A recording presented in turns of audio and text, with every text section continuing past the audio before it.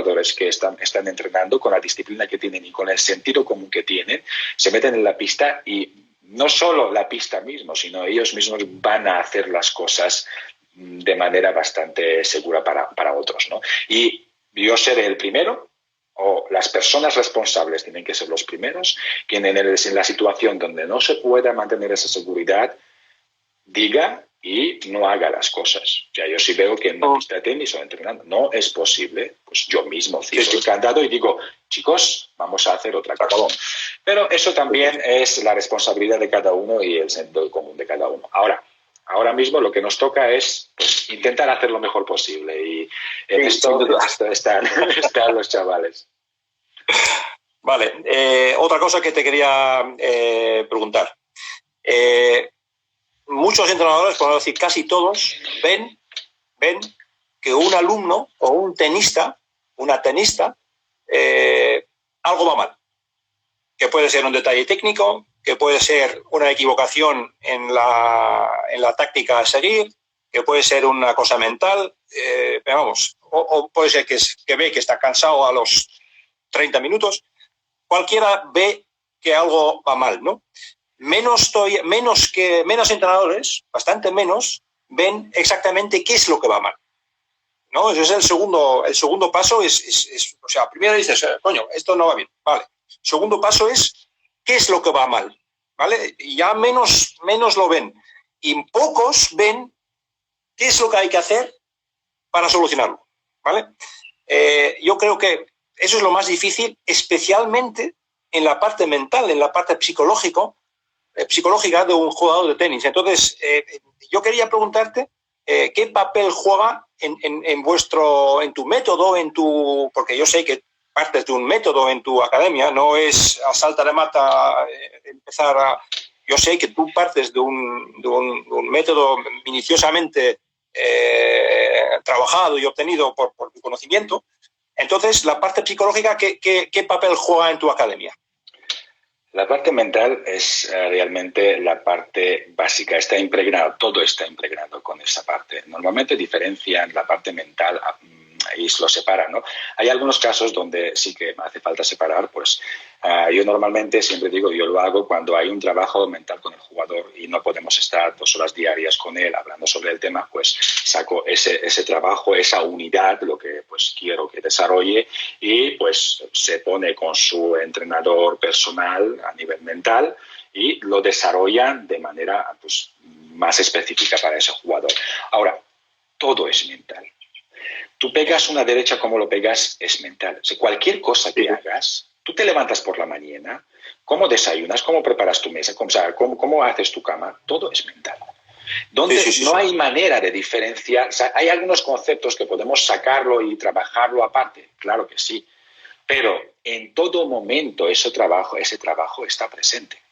Entonces, hay otra cosa también que yo, por ejemplo, en ese sentido doy muchísimo valor, porque los golpes, siempre digo una cosa, la técnica es lo más fácil para enseñar, la técnica es matemáticas. La técnica es matemáticas y la técnica es finita. O sea, a nivel matemático puedes gestionar todo. El ser humano, el cuerpo humano es así. Y ese cuerpo humano se adapta así. Y puede haber desarrollos. En matemáticas también puede haber un espacio muy grande de pensar, analizar y dar rienda suelta a tu imaginación, ¿no? Pero, ¿qué parte es tocar el violín?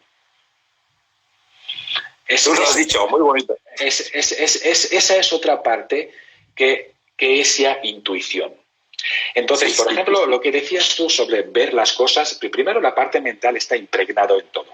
Nosotros somos así. Diariamente. Nosotros cogemos un vaso y bebemos jugo, eso también es un proceso mental. O sea, no podemos quitar la mente de ninguna actividad nuestra, ¿no? Ahora, la parte de intuición, esa es otra cosa que sí que estaba dando siempre mucha vuelta, porque yo a nivel metodología sí que bastantes cosas lo tengo en papel en el sentido que lo tengo escrito en la mesa. O sea, eso es así, eso funciona así, el cuerpo humano así, todos los gestos, cualquier detalle, el dedo, cómo va cualquier cosa.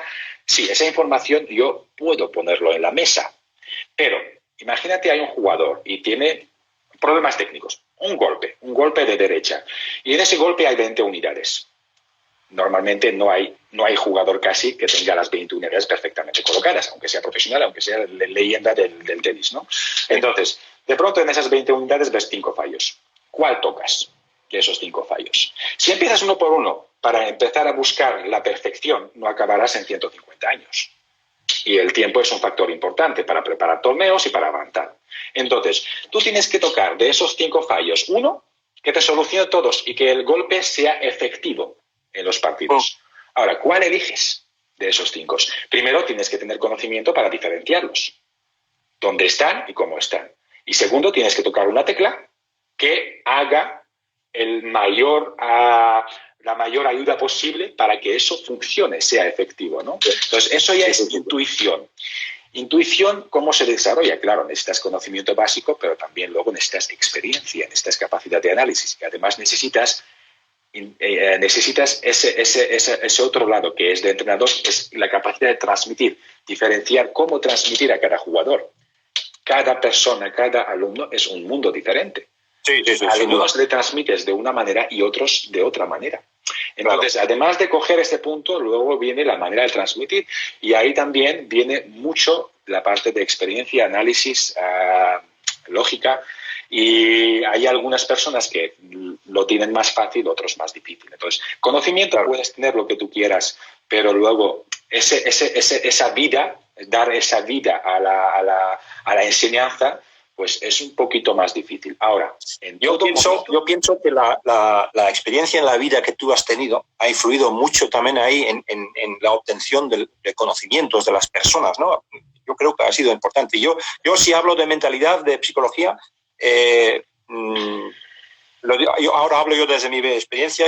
Yo tuve un jugador que bueno, te puedo dar 2 ejemplos claves. Uno, tenía muy presente en la cabeza el miedo al fracaso cuando veía que el jugador tenía más o menos su nivel y no ganaba ni uno.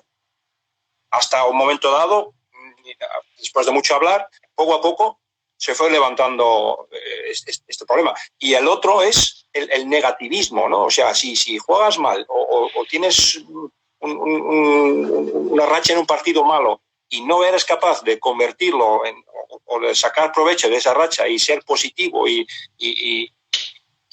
intentar volver a una racha mejor, pues esos son 2 problemas mentales en el tenis bastante importantes.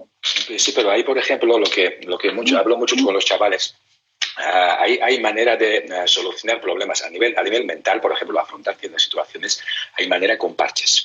Entonces, tú imagínate un médico, ¿no? O sea, tú imagínate un médico que yo tengo algo en el cuerpo y me sale un bultito por aquí, ¿no? Entonces me pone algo aquí y el bultito se va, pero ese bultito me sale ahora por otro lado.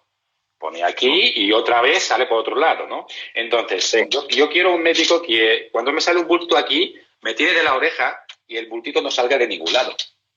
Yo quiero una solución integral, no quiero un parche. Entonces, te coges la raíz, ¿no? Eso a nivel mental, sí, es muy importante. Entonces, tiene negatividad, por ejemplo, ¿no? O sea, tú ves al jugador que tiene negatividad pues, frente a un partido perdido, igualado, o cuando empieza a perder puntos, o cualquier cosa que tenga a nivel mental, tú de pronto empiezas a crear muchas rutinas y muchas soluciones para este problema. Pero lo que tienes que ver es de dónde viene el problema. Tú puedes solucionar este problema aquí y ahora, pero este problema va a salir por otro lado.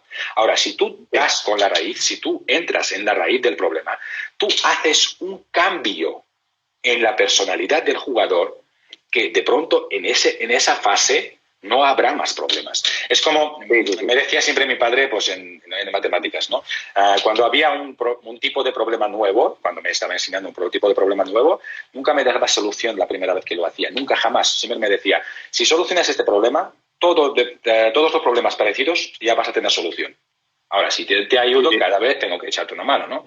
Entonces, hay ciertas cosas a nivel mental que funcionan igual. Y ahí es donde yo voy directamente a la raíz, que es la percepción del jugador. No la solución de la situación, sino la percepción de esa situación. Si un jugador, por ejemplo, tiene que trabajar porque ha perdido el partido y esto le influye negativamente, yo no trabajo lo que ha perdido y cómo afrontarlo. Yo trabajo por qué ve esto como algo negativo. ¿Por qué ve como algo que le amenaza? ¿Por qué ve esa situación en su contra, ¿no? Entonces, a la misma situación, por ejemplo, se puede ver de diferentes maneras. Y ahí donde voy a la raíz. ¿Cómo percibes las situaciones y las experiencias que te rodean? Y esa manera, ese foco, cuando lo cambias, cuando lo limpias, no te hace falta después trabajar con diferentes tipos de partidos, si pierdo un punto, si pierdo un set, si pierdo un punto de partido, si pierdo un... No, sí, sí. ya lo has solucionado, ¿no? Entonces, a la raíz, claro, lo que es importante llegar siempre, y así lo que haces es crear personalidad. Ahora, por ejemplo, si creas esa personalidad de cara a futuro, a nivel personal le va a ayudar fuera del deporte también. Ahora, claro, si es solo algo puntual, pues en ese momento puede ayudar, pero no crece a nivel personal. Está claro. Lo de la raíz, no puedo estar más de acuerdo contigo. Además, yo eso lo pasaría incluso a la vida misma. Yo, por ejemplo, te cuento una pequeña anécdota, pequeñita, para no aburrir a nadie. Yo tuve una temporada de que me dolía la cabeza con frecuencia, ¿no? Entonces, un día, cualquier día entre semana, yo voy a un bar, me pido un café y pido un vasito de agua al camarero y tomo una aspirina y con el vasito de agua. Y me dice un señor que no conociera nada, que está aquí a mi lado, y dice, ¿qué te pasa? Digo, me duele la cabeza. Y dice, coño, ¿y por qué te tomas una aspirina? Digo, vale, pues para intentar quitarlo. Y dice, pues no, eso no es la manera. Eso no es la manera. Tienes que averiguar por qué te duele la cabeza y tienes que solucionar el por qué. Vete a la raíz y soluciónala para que ya nunca más te duele la cabeza. Y digo, joder, pero eso ningún médico me dice. Y luego él, aunque no era médico, me dio una solución que hasta el día de hoy aplico, que tiene que ver con la alimentación, incluso me ha hecho físicamente mejor, que es una alimentación según el grupo sanguíneo. Entonces, yo tengo una alimentación, hay 3 categorías. La primera es como si fuera veneno, cosas que no puedo ingerir, como la leche, por ejemplo, incluso el pan y alguna otra cosita. Luego hay cosas que están bien, sin más, y luego hay cosas que son beneficiosas, ¿no? Y así cada uno tiene... Y el tío ha tenido razón. Yo aplico eso, no a rajatabla, pero bastante serio, a mí no me duele la cabeza ya. Es decir, yo he buscado la raíz, la he aplicado y me ha beneficiado. O sea, ha tenido mucho sentido en este sentido, ¿no? Entonces, por eso no estoy más de lo que estoy muy de acuerdo con lo que has contado sobre esa raíz. Sí, y esto también no solo a nivel mental, que es la parte la más importante, pero también la parte técnica, por ejemplo, en la pista es muy importante ir coordinando, adaptando cada jugador a cada personalidad a nivel físico al jugador, y siempre ir a las raíces, al sitio núcleo de donde tendrás más influencia positiva sobre el golpe, ¿no? Entonces, no tocar cualquier cosa de cualquier manera, sino justo tocar la tecla adecuada donde pues se impregna esa mejora en todo alrededor. Entonces, siempre es importante encontrar ese punto y no siempre es fácil diferenciarlo, ¿eh? Ahí llega mucho también la experiencia, la intuición y la capacidad. Ya que hablas un poco de técnica, para crecer en un nivel competitivo, para mejorar, cada vez, cuando evolucionas con el nivel, cada vez es más importante del trabajo de la muñeca. En saques, en tus golpes desde el fondo, porque con el saque creas más velocidad, y realmente lo mismo en derecha y revés, pues con la muñeca puedes crear algo más de velocidad, pero es más difícil controlar la pelota, ¿no? Es que si tú mueves mucho la muñeca, le pierdas un poquito de control. Entonces, ¿tú cómo lo ves esto? El tema de la muñeca, yo considero que es un tema muy difícil. Como bien dices, la técnica base es muy fácil de enseñar, pero luego el tema de la muñeca es un tema ya más complicado, ¿no? ¿Cómo lo ves? Hay que hacerlo con fases. Hay que hacerlo con fases porque hay ciertos pasos previos para dar. Entonces, imagínate, por ejemplo, además de la muñeca, imagínate la rotación del cuerpo, ¿no? Tú coges, por ejemplo, el cuerpo genera fuerza, palancas, tú coges y uno de los generadores de fuerza es la rotación. Tren inferior es suspensión, transición y rotación, ¿no? Pero la rotación puede descoordinar. Entonces, es un gesto que puede técnicamente descoordinar el golpe. Es como cuando coges a un bailarín, hay dos puntos importantes, contacto con el suelo y fijación de la cabeza. Si esos dos puntos están bien fijos, la rotación es controlada entre medias. Si alguno de esos puntos falla, la rotación desmonta todo el movimiento, descoordina. Claro. Igual la muñeca. Igual la muñeca es uno de los movimientos, es una de las palancas cortas, de las últimas palancas que llega al contacto con la bola. Entonces, la transmisión de la fuerza hacia esta palanca tiene que estar ya ordenada. Si tú empiezas a trabajar la muñeca antes de ordenar la transmisión, coordinar la cadena cinética, tú lo que puedes hacer, si el jugador no tiene... Primero, es mucho esfuerzo para el cuerpo. Puedes hacerle daño y además no generará ciertos movimientos fluidos. Será un movimiento bastante forzoso, ¿no? Entonces, lo que hay que empezar es la cadena cinética. Todo lo que... Eso en Rusia, por ejemplo, le destinábamos muchísimo esfuerzo a las inercias. O sea, muchísimo. Todo el trabajo de lo que era inercias, brazos, cuerda, coordinar las palancas, coordinar tren superior, mover brazos, cuerda, a base de generadores de fuerza del tren inferior. Todo ese movimiento, conectar el tren superior con el tren inferior para sincronizar el movimiento y crear una transición de fuerza adecuada. Entonces, lo trabajamos desde muy pequeños, ¿no? Entonces, cuando tienes esa primera fase más o menos limpia y la cadena, la última palanca, la palanca corta, está bien posicionada, ahí ya puedes iniciar un trabajo de refuerzo, o sea, trabajar antebrazo, prepararlo a nivel musculatura, preparar diferentes movimientos y incluirlo poco a poco. Entonces, yo no aconsejo centrarme, es muy efectivo, ¿eh? O sea, en los jugadores, por ejemplo, ya avanzados técnicamente, de los 12, 13 años, me ha dado buen resultado a la hora de efectividad de los partidos. Y hasta había momentos cuando esa fase lo preparaba bien, por un lado, pero una semana antes del torneo lo activaba, ¿no? Entonces lo tenía en preparación general con otras cosas, pero unos días antes lo activaba, ¿no? Activaba la conciencia de la muñeca, de lo que es el impacto. Entonces, es algo que no tenemos que tener prisa. En los principios no tenemos que esforzar. Si toda la cadena más o menos no está limpia, no tenemos que darle mucho esfuerzo y hay que preparar también a nivel físico el cuerpo para no entrar en estrés demasiado. Sí. Hay un señor, que hace una pregunta, como suele estar. A ver, le voy a decir lo que dice. Dice, una consulta, ¿qué se debe comer antes, durante y después de un partido? Y asimismo, ¿qué alimentos van a perjudicar el rendimiento? Saludos desde Colombia. Ronald, gracias por tu consulta. Pues, ¿cómo lo ves? Depende. Nosotros organizamos el día de torneo, organizamos las comidas dependiendo de la hora del partido. Entonces, primera cosa, lo que tenemos claro, por ejemplo, que para despertarse el cuerpo necesita mínimo 3 horas. Entonces, 3 horas antes del partido hay que despertarse. Luego, otra cosa que tenemos claro, que 1 hora antes más o menos empezamos a calentar, como mínimo. O sea, puede ser 1 hora, porque la mayoría de las veces me gusta dejar unos 10-15 minutos antes del partido, pues para que se airen un poco la cabeza, se cambien, se preparen y se mentalicen un poco, ¿no? Entonces, ese calentamiento ya implica que 1 hora antes empezamos la actividad. Entonces, la digestión mínima son 1 hora y media. Entonces, 2 horas y media antes del partido tenemos que... Incluso hay gente que más, ¿no? Sí, depende también de la cantidad de comida, ¿no? Que hagas. Entonces, 2 horas y media antes de lo que es el partido tenemos que terminar de ingerir, ¿no? Entonces, eso tenemos que esparcirlo de manera ordenada durante el día. Ahora, otro problema que tenemos los tenistas, que no sabemos si entramos, por ejemplo, el cuarto partido de las 10.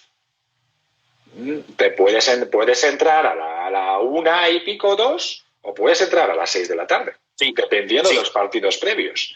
Entonces, ahí también hay momentos cuando tenemos esa inseguridad, estamos esparciendo pequeñas comidas a lo largo del día. Lo reducimos, no hacemos comida grande porque no sabemos. Entonces, a la hora de preparar el partido de ese tipo, pequeñas comidas. Luego, si tenemos un tiempo disponible mayor, hacemos una ingesta mayor, más grande, y luego esparcimos las pequeñas comidas. Ahora, importante la parte de energía. Yo siempre, como explico a los chavales siempre, con el fuego, ¿no? Imagínate, metes al fuego la leña, ¿no? Hay leña grande que se quema lentamente y hay leña de esos pequeñas que se echa el fuego rápido, ¿no? Digo, hidratos y azúcares. Energía que se quema lentamente, energía que recibes rápidamente, ¿no? Ese es el tipo de energía como lo manejas. Ahora, hidratación es clave. Sales y minerales, todo lo que es isotónicas es clave, sí, dependiendo también en qué humedad y temperaturas juegues. Luego, intentamos evitar no hacer mucho todo lo que es fibra. O sea, no comer durante el torneo mucha fibra. Nos estamos reservando la mayor parte, pues, a lo que es a nivel energía, lo que nos aporta a nivel energía, ¿no? Entonces, por ejemplo, muchas ensaladas y cosas durante los torneos no lo solemos ingerir. Después, además de esto, pues proteína, claro que está, o sea, hidratos y proteínas. Y pues siempre me gusta que estén tomando, o sea, no cambien mucho las rutinas. Hay cada jugador después tiene sus rutinas, depende también de culturas, bastante diferencia entre culturas de lo que comen, ¿no? Entonces, dentro de la rutina, ir adaptando en ese sentido. Y las horas son muy importantes para manejar. Tú, que tienes jugadores jóvenes que puede que van a estar media vida de tenis en tu academia, por lo que ves el desarrollo y los vas conociendo a estos jugadores, ¿tú crees que el carácter de un jugador, su personalidad, influye en el estilo de juego que desarrolla este jugador? Te doy un ejemplo para los que no me han entendido. John McEnroe, por ejemplo, era un tío, sigue siendo, muy impaciente, o sea, impulsivo. Jugaba saque de red y no jugaba grandes puntos de mucho golpeo, ¿no? Entonces, no sé si me explico bien. El carácter, la forma de ser de una persona puede influir en cómo desarrolla o cómo elige el juego más eficiente que él podía tener. Claro, es básico, es principal. O sea, directamente empezando desde su fisionomía, su cuerpo físico, y luego yendo a su parte emocional, mental. O sea, tú tienes que crearle un traje a su medida. O sea, sí, no puedes, hay ciertos momentos cuando si algún jugador tiene cierta característica mental, emocional, y le asocias un juego que es contradictorio, hay un choque y se quema el jugador. Claro, estás dándole algo que no le va, no es su arma, ¿no?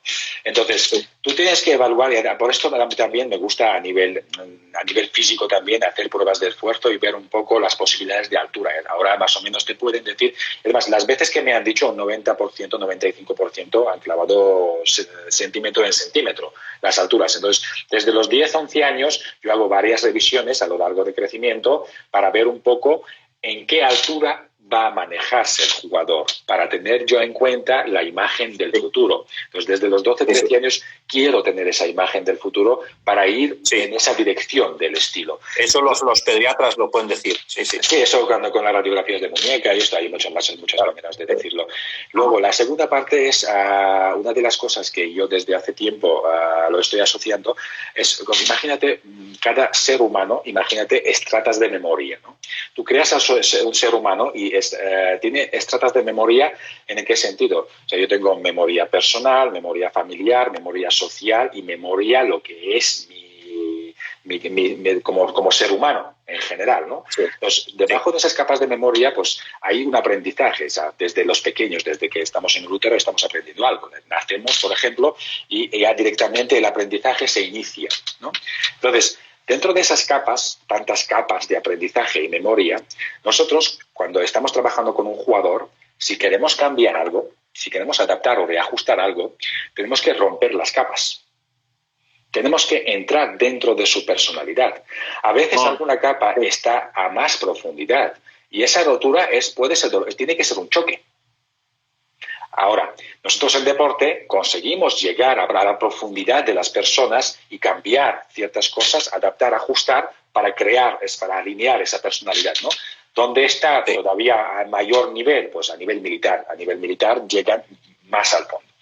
Pero después hay profundidades donde nosotros no podemos ni rastrear de dónde viene. Por ejemplo, hay muchas cosas que podemos rastrear. Tiene buena coordinación, pero vale, cuando era pequeño, sus padres y esto, o hacía ese tipo de actividad, o era así su día a día, ha desarrollado coordinación, facilidad con la bola, o cierta resistencia, o cierta disposición a hacer ciertas cosas. Pero debajo de todo esto llegamos a unos momentos donde no podemos rastrear de dónde. No. Para nada. Tú date cuenta que los psicólogos, perdona, sigue tú, te he interrumpido. Pero ese momento, cuando llegamos a ese momento, llegamos realmente a un tipo que yo llamo, pero también después he visto que en los perfiles de CIE también lo llaman así, personalidad mental y emocional. Y sobre mental y emocional, la diferencia, lo que es un símbolo, como llamarlo, significa aprendizaje mental o aprendizaje emocional, prisma mental o prisma emocional. Y después hay una tercera parte de los seres humanos que son más creativos, ¿no? que se denominan, pero son bastante más raros, es un 10% más o menos de la humanidad, ¿no? Entonces, entre mental y emocional hay muchos jugadores que podemos abarcar, pero si lo tienes en cuenta, tú muchas veces ves que hay algunos jugadores que les explicas, es bastante más fácil explicarles, hacer algo con precisión y les transmites. Y hay otros jugadores que no hay manera de explicarlo, tienen que experimentar, tienen que sentirlo para aprenderlo, ¿no?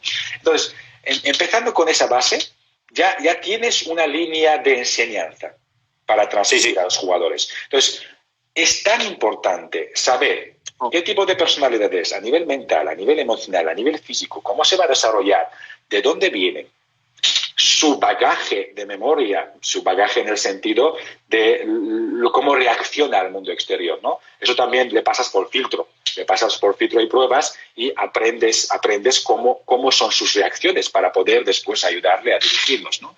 Entonces, toda esa característica de crear un perfil, una personalidad y adaptar el juego, vestirle con un traje adecuado, es muy importante. Claro, es un trabajo muy meticuloso. Sin duda, sin lugar a dudas. Vamos acabando porque Instagram enseguida nos corta. La horita enseguida podemos seguir hablando horas y horas y no creo que me aburra yo. Una cosa quiero preguntarte. A mí me gusta, y alguno ya lo he escuchado decir en el tour, yo siempre he dicho que algo menos de dinero se tendría que dedicar a los jugadores que juegan a los Grand Slam, especialmente los que ganan, y algo más para los que jueguen qualis y torneos Challenger.